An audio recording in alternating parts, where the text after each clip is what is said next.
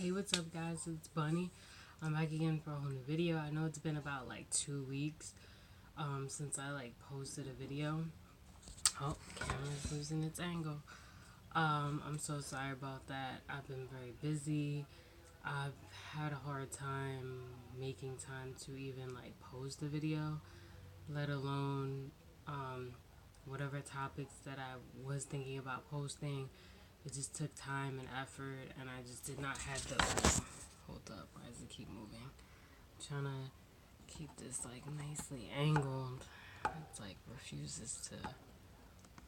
I don't even remember how I had this camera angled before. Where it just stayed angled where it was at. I guess that's gonna have to work for now. So pretty much, I feel bad because it's been about 2 weeks. I had actually recorded this video earlier, and then what happened was, for some reason, the video had got deleted after I did all the effort of uploading it and everything, and I feel real bad. So I'm re-recording it now. I'm probably gonna post it later on in the day. So even though I'm recording it right now, I might not post it as of right now. So pretty much, this video is about 23 reasons as to why you should get married.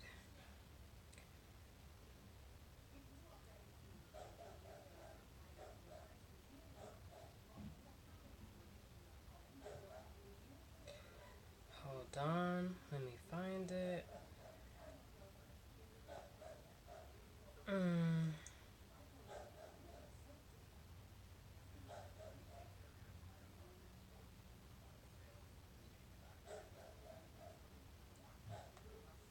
Where was it? Oh, right here.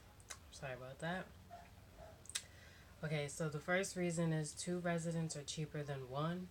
So that pretty much means that when you're a single person, um, you'll probably pay for a more expensive apartment without thinking about it, because you're trying to get the nicest thing that's out there. You're trying to look cool to your friends. You're trying to, say look what I can spend on myself. I look cool, don't I? Look how nice this place is. Yada yada yada. Whereas if you're married, you might be more inclined to look at what's practical as opposed to what you would want to spend, if that makes sense. Married people save money on dates. That makes a lot of sense, because usually married people are more inclined to think about, you know, is this a good idea to spend money on this date? Is it a bad idea? Should we not go on this date? You get to just save money on food. Usually, when you're married, you're more inclined to think about things to save money as far as buying food, because you have to buy food for more than one person. You're not just buying food for yourself, so that makes a lot of sense. Smarter ways to raise children. Pretty much, from what I get from that, that probably means that as a couple, you come up with an executive way to raise your kids where you both can meet in the middle instead of just one sided. And you know what I mean? That way, you can raise your kid effectively the way you want. Matrimony protects your heart, yes, literally. Okay, so I'm going to explain why by reading what they said about why it protects your heart.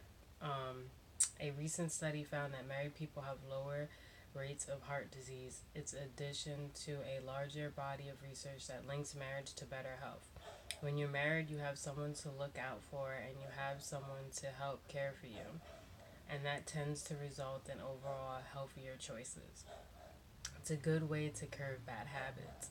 So pretty much, what that means is, if you have a bad habit of drinking, or you have a bad habit of smoking, or whatever your bad habit may or may not be, if you're with someone who's more on a healthier kick, you might be more inclined to cut that bad habit because you want to live longer for that person. Married men earn more money. Okay, I'm just going to read why, because I don't even know why. The reason why isn't clear, but the figures are: married men earn 11% more per hour than their single colleagues, even when they're the same age with equal education and experience. Women, unfortunately, aren't rewarded in the same way for saying I do. But the bottom line is once you're married, what's his is yours, so it's more money in the pot. Makes sense. Power couples are usually hitched. Pretty much what I get from that is usually when you're a power couple, you want to get hitched. You don't want anybody else to try to lock down something that you know you love and care about. So you lock that down before someone else has a chance to take that away from you. It can be good for your career or his.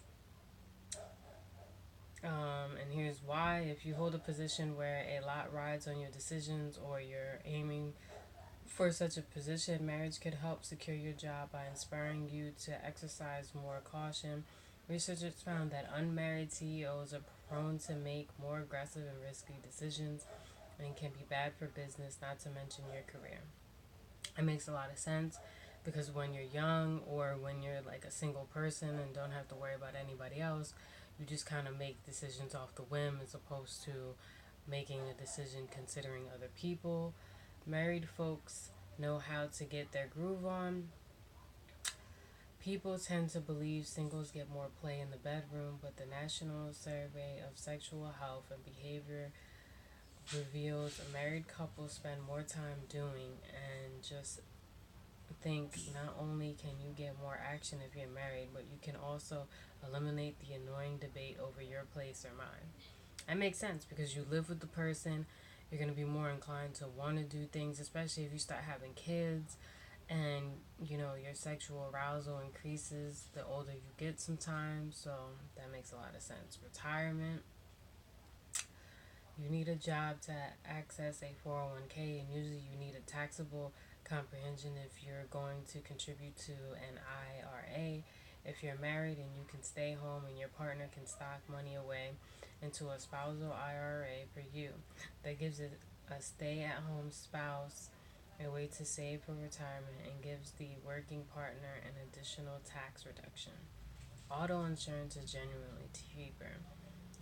That makes sense because usually when you have car insurance, if they see that you're married, they usually think that you're a safer driver because you are married, as opposed to like if you're a single person of a certain age and live in a certain area, they use that against you. Hence, how they come up with their rates. I mean, obviously, you both have to have good driving records for that to even apply to you, but you get the gist. Get rings and you'll earn a marriage bonus on your tax time during tax time. Um, the effect marriage has on taxes isn't cut and dry. To be honest, low and high income couples may run a greater risk of facing tax penalties. But according to the Tax Foundation, middle income couples are more likely to receive a marriage bonus. And when one person doesn't work or has much lower income, it tends to lower the tax burden for the breadwinner if they file their taxes as married, filing jointly. Opportunities to be more charitable.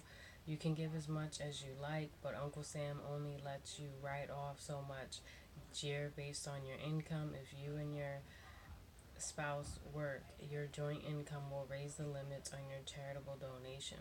Social Security has some benefits only married people enjoy. Everyone who works pays Social Security, but married people get the best perks. For example, single people either claim their benefits and get paid or they don't. But a married person can wait to claim her benefits and still get paid. How's that? Say she's 66 and wants to retire. She can claim spousal benefits, rank and dough from her husband's Social Security, and leave her own benefits unclaimed for years so she can cash in at a higher rate later. Lovers aren't widows in the eyes of the law. Now, this is one of the things that I have mentioned to most people. You, this kind of goes into, if you lose your partner by an unforeseen circumstance for whatever reason, if that person dies tomorrow, the law is not going to look at it like, oh, you've been together for this long, because you never know what's going to happen. But if you're actually married, then they might take you seriously and might actually be able to help you out through the process of being a widow or a widower. Home ownership is an easier dream to realize.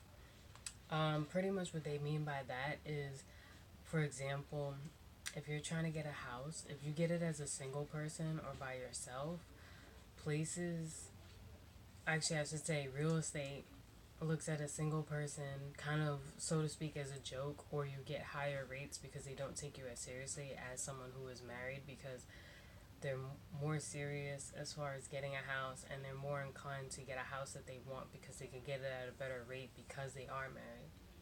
Family leave is for family, not lovers. Sorry.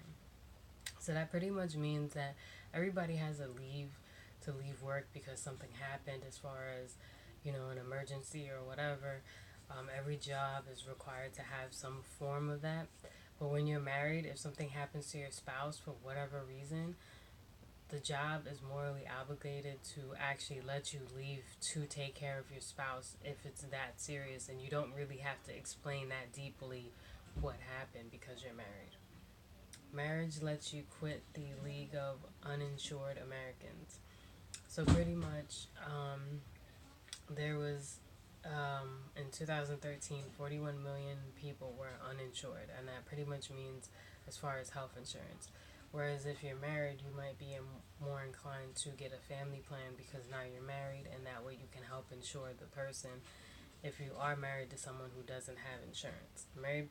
Married unions being ordered to a chaotic life. Usually, when you're a single person, your life might be chaotic. You might be less inclined to clean. You might be less inclined to make the energy to do certain things if it's not like paying bills or doing whatever. Whereas if you have like a spouse at home, they can take care of certain duties that you won't be able to take care of because you're not there all the time, especially if they're not working or their job is a little bit more relaxed and they have more time to be at home. Having a man or woman around saves money. You get to, pretty much what that means is you get to determine what little expenses you are spending on something that may or may not be necessary. And not only that, like when it comes to fixing things, if you have a man in the house already, you won't have to pay someone to come to your house to fix something because you already have someone there. A girlfriend or boyfriend doesn't get alimony. You hope your relationship lasts forever, but the reality is people break up. So you have to love smart. If you're going to invest years of your life in someone, it seems only logical to get married. That way you can get credit for the time served if things don't work out. Get divorced and you can be entitled to cars, property, investments, and even alimony. But break up with a significant other and you may not get anything except a broken heart and rocky finances. Which is true. A lot of people break up with somebody or, whatever, and either they lose everything because there's oh so much you can fight when it comes to just saying, oh, my boyfriend did this, or oh, my girlfriend did that. There's also much you can fight because the only thing you can say is, oh, I was dating this person for this long. Playing house just isn't the same as being married. When unmarried people live together, they're usually holding back on more than a trip down the aisle. It may be a portion of their money, time, or heart. Spouses merge more of their resources, take care of each other, and take greater advances of their partnership. And they end up better off than most singles and cohabitators. You've decided no more games, no more stalling. You're ready to give your all and receive the same. If your beloved is not yet on board, then be sure to share this list of 23 reasons with him. Well, that was interesting because the reason why I chose to do this particular topic is because a lot of people look at marriage as a negative thing. I think it all depends on who you get married to and how much time you invest in a relationship and how much time you're willing to invest in a relationship, good, bad, or ugly, indifferent, whatever. Um, I feel like if you're going to take that leap, you have to put into considerations the pros and cons to it. But also at the end of the day, if you are going to get married to somebody you want to get married to. Never get married to somebody because you feel morally obligated or because you feel like that's what they want but not what you want. because at the end of the day, that marriage is going to be a waste of time, especially if that person thought you wanted to marry them for them and you really didn't. So you have to look at the bigger picture. Some people don't. Some people are very selfish when it comes to marriage, and some people only see the negative side of marriage. And there are a lot of people who are married who are happily married. And sometimes also you have to put into consideration marriage is not for everyone. So you can't judge someone for getting married, or you can't assume that just because someone's married they chose to do this in their marriage or they chose to do that. You wouldn't know because you're not married and you're not in their marriage or you're not in their relationship or whatever. So you don't know what is going on, you don't know how they feel, and you don't know if that's what they want. Honestly, if you feel like there's more to it than what I just said, comment down below, reach out to me on my social media, let me know if you feel like I should add more to this video and, dive deeper into why people should get married or why people shouldn't get married. But these are 23 reasons as to why, if someone's contemplating getting married to a significant other, why they might want to consider it if they actually want to get married to a significant other instead of wasting more time. Obviously, make sure your finances are right, and yada yada. You get the gist. But I'm Bunny. Don't forget to join the Bunny Gang. Also, don't forget to comment, like, share, and subscribe. And I'll see you next time. Bye.